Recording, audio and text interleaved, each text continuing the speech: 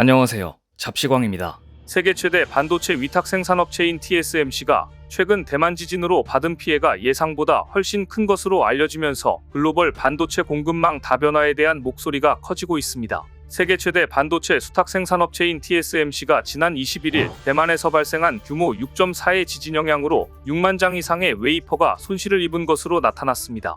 지난 24일 중국시 모등 대만 현지 매체에 따르면 대만 남부 타이난 지역에서 발생한 지진으로 인해 TSMC의 14팹과 18팹에서 각각 3만 장 이상의 웨이퍼가 손상된 것으로 알려졌습니다. 이에 따라 전체 손실 규모가 6만 장을 초과할 가능성이 있다는 이야기까지 나오고 있습니다. 또한 생산에 차질이 없다던 당초 발표된 이야기와 달리 이번 지진 이후 발생한 여진 때문에 TSMC 일부 공장 이가동을 중단시키기까지 했습니다. 지난 21일 지진이 일어나기 전에도 TSMC는 지난해 4월 대만 화롄동부 산악 지역에서 25년 만에 규모 7.2의 강진이 발생해 최소 13명이 사망하고 1000명 이상이 다쳤을 당시 또 한 번 TSMC 반도체 공장이 중단된 바 있습니다. 이처럼 대만의 지진이 잦아지자 TSMC는 구형 공정을 중심으로 일본 공장을 늘리고 있고 지진 발생 시 대피 시스템도 강화하고 있지만 대만, 일본 모두 지진에서 극도로 취약한 국가들이기 때문에 취약점 개선에 전혀 도움이 되지 못하는 분위기입니다. 특히 대만 TSMC 팹18은 첨단 3나노미터 및 5나노미터 공정을 담당하고 있고 팹14는 자동차, 가전용 반도체 등 성숙 공정 제품을 생산하는 시설인데요. 업계 관계자들은 지난 21일 지진으로 인해 TSMC 팹14의 피해가 더 심각할 것으로 보고 있습니다. 지난해 4월 대만에서 발생한 규모 7.2의 강진 당시 TSMC는 약 9,200만 달러, 우리 돈 1,318억 원의 손실을 입었습니다. 이로 인해 2분기 총이익률이 0.5%포인트 감소했는데요. 당시 웨이퍼 손실이 발생해 디램 생산을 담당하는 마이크론도 영향을 받았습니다. 그런데 팹18은 1월 21일 지진 이후 23일까지 완전히 가동을 재개했습니다. 하지만 성숙공정, 레거시 노드를 생산하는 팹14의 복구 일정은 여전히 불확실한 상황입니다. 특히 14A와 14B에서 생산된 3만 장 이상의 웨이퍼가 사용할 수 없는 상태인데다 장비의 절반 이상이 영향을 받은 것으로 추정되고 있는데요. 복구에 상당한 시간이 소요될 가능성이 있습니다.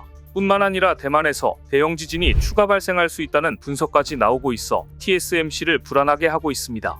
연합보와 중국시 모등 대만 언론에 따르면 버카이원 전 지진예측센터장은 지난 25일 남부 타이난과 자이 지역에서 진동을 느낄 수 있는 유감 여진이 15차례 발생했다면서 지난 21일 지진이 발생한 대만 남부 지역에서 추가 지진이 발생할 가능성이 있다고 지적했습니다. 특히 타이난 둥산 지역의 루노우 단층 일대의 지각 변동 에너지가 빠르게 축적되고 있어 향후 대형 지진이 발생할 가능성이 높다고 강조했는데요. 다른 전문가들도 지난 25일 타이난 둥산 지역의 지진과 루노우 단층과의 연관성이 있다면서 대만 남부 지역의 주의를 촉구했습니다. 이와 관련해 전날 대만 중앙기상서 지진예측센터는 자이 지역에서 25일 오후 7시 49분 발생한 규모 5.7 지진과 26일 오전 7시 38분 발생한 규모 5.7 지진 등은 모두 지난 21일 발생한 규모 6.4 지진의 여진이라고 밝혔습니다. 대만에서는 필리핀 해판과 유라시아 대륙판의 충돌로 인한 여진이 이미 110차례 발생했고 앞으로 일주일 내 규모 5 이상의 여진이 발생할 가능성을 배제하지 않고 있는데요. 특히 최근 타이난 둥산 지역의 지진과 루노우 단층과의 관련성 여부에 대해 분석에 들어갔습니다. 한편 대만 언론은 관계자를 인용해 TSMC가 전자동화 생산 라인을 채택하고 있어 이번 규모 6.4의 지진으로 인해 웨이퍼, 즉 반도체 제조용 실리콘 원판 외에도 반도체 노광 공정에 쓰이는 부품 포토마스크, 반도체 전공정 장비인 종영 확산로 등이 손상을 입었을 것으로 보인다고 보도했습니다. 이런 실정인데 또다시 대지진이 발생한다면 TSMC는 복구도 제대로 못하고 커다란 피해가 발생할 가능성을 배제할 수 없습니다. 따라서 글로벌 공급망을 위해 한국의 역할이 더욱 중요해졌습니다. 지진으로 인해 남부과학산업단지 내 TSMC 공장의 피해 상황이 발표했던 것보다 심각하다는 것이 알려지면서 심지어 지난해 4월 규모 7.2 강진 때보다 피해가 더 크다는 것이 알려지면서 대만은 크게 낙심하는 분위기이고 삼성전자에는 기회라는 분석이 나오고 있습니다. 애플, 퀄컴, 미디어텍 등 주요 팹리스 반도체 설계 회사들이 언제 지진으로 인해 공장이 중단될지 알 수 없는 대만에 비해 삼성전자에서 안전하게 주문을 넣을 가능성도 배제할 수 없습니다. 더구나 TSMC가 구공정 분야 반도체 공장을 지은 일본 역시 지진으로 인한 불안이 이어지고 있습니다. 지난 23일 오전 일본 후쿠시마에서 규모 5.2, 4.6 등 지진이 잇따라 선반에 식기류와 책 등이 떨어졌다는 가구들이 많았습니다. 바다도 심상치 않습니다. 며칠 뒤에는 일본 오키나와현 나하시 서남서쪽 바다에서 242km 해역에서 규모 5.0 지진이 발생했습니다. 심지어 대지진의 전조 증상까지 포착됐습니다. 지난 17일 멕시코 바하 캘리포니아주 남부에서 길이 2m 내외의 대형 산갈치가 발견됐습니다. 이른바 종마리날 물고기로 불리는 대형 산갈치가 발견되자 주민들은 불안해하고 있습니다. 이 심해어가 나타나면 자연재해가 일어난다는 속설이 있어 지역 주민들 사이에서 지진과 쓰나미에 대한 우려가 커지고 있는데요. 멕시코 해변에서 발견된 산갈치는 길이 약 2m로 평소 수심 900m 이상의 심해에 서식하는 어종입니다. 서퍼들이 발견 당시 꼬리에 부상을 입은 상태였으며 숨이 붙어 있어 바다로 돌려보냈지만 생존 여부는 확인되지 않았습니다. 수심 900m 아래 서식하는 산갈치는 평소에는 목격하기 힘든 심해어로 곤경에 처했을 때만 서식지를 떠나는 습성 때문에 일본에서는 대지진이나 쓰나미 이전조로 여겨집니다. 실제로 2020년 6월 멕시코 크수멘 해변에서도 대형 산갈치가 발견된 후 열흘 만에 규모 7.5의 강진이 발생한 바 있고, 같은 해 7월 알래스카에서도 산갈치가 목격된 후 규모 7.8의 지진이 일어나며 이러한 속설에 대한 믿음을 더욱 강화시켰습니다. 또한 지난해에도 미국 캘리포니아 해변에서 3개월 동안 3차례 산갈치가 발견된 뒤 규모 7.02 강진이 발생하기도 했습니다.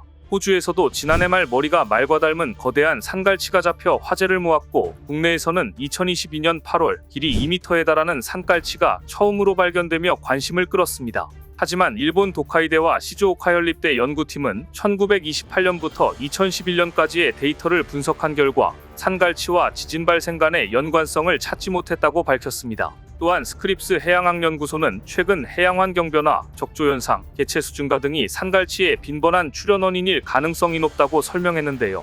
멕시코 해변에서 발견된 산갈치도 폭풍우나 심각한 부상을 입은 뒤 해변으로 밀려왔을 가능성이 크다고 덧붙였습니다. 과연 어떤 말이 맞을지 지켜볼 일입니다. 그런데 하필 지진 때문에 불안한 지금 일본 사이타마현에서는 대형 싱크홀까지 발생해 일본은 울상짓고 있습니다. 일본 사이타마현에서 대형 싱크홀이 발생해 트럭이 추락하는 사고가 발생했고, 사고 발생 사흘째인 30일까지도 트럭 운전자가 구조되지 않고 있어 소방당국에 비상이 걸렸습니다.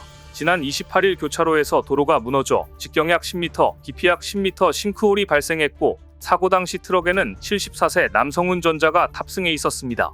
그런데 구조작업 도중 사고 현장 인근에서는 또 다른 싱크홀이 발생하기도 했습니다. 더구나 새로운 함몰 부분에는 가스관이 지나고 있어 야시오시는 주민들에게 대피 권고를 내린 상태입니다. 각각 발생한 2개의 싱크홀은 이날 오전 2시 30분쯤 크기가 점점 커지다가 연결돼 한 개의 큰 싱크홀이 형성됐는데요. 사이타마현에 따르면 최초 함몰은 하수도관의 파손이 원인으로 보이며, 추가 함몰은 넘친 호수가 주위 흙을 깎아 발생했을 가능성이 있다고 추측되고 있습니다. 이 싱크홀로 인해 사이타마현은 주민들에게 하수도 사용 자제를 당부했으며 29일 밤부터 하수를 강으로 내보내는 긴급 방류를 시작했습니다. 소방당국은 밤새 구조작업을 진행했는데요. 현장에서는 운전자님 목소리 들리냐, 잘 버텨달라 등 구조대원의 간절한 외침이 계속되고 있습니다. 오늘 준비한 소식은 여기까지입니다. 댓글을 통한 여러분들의 많은 의견 기다리겠습니다. 시청해주셔서 감사합니다.